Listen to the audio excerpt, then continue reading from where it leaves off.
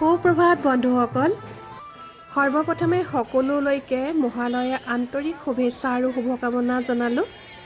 মহালয়া উপলক্ষে ময়ো ওলাই আহিলোঁ ৰাতিপুৱাতে খোজকাঢ়ি প্ৰাতঃ ভ্ৰমণৰ কাৰণে।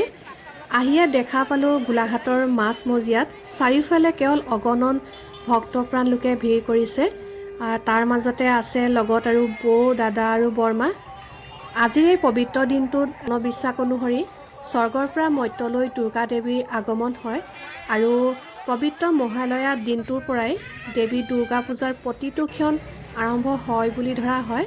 গতিকে আমি সকলো লগ হৈ ৰাতিপুৱা খোজকাঢ়ি ৰাতিপুৱাৰ তাজা গাত লৈ খোজকাঢ়ি ওলাই আহিলোঁ, যাতে দেৱীৰ কৃপা দৃষ্টি আমাৰ গাতো পৰে আৰু অপায় মংগল সকলোখিনি দূৰ কৰি মংগলৰ কাৰণে আমাক আশীৰ্বাদ দিয়ে।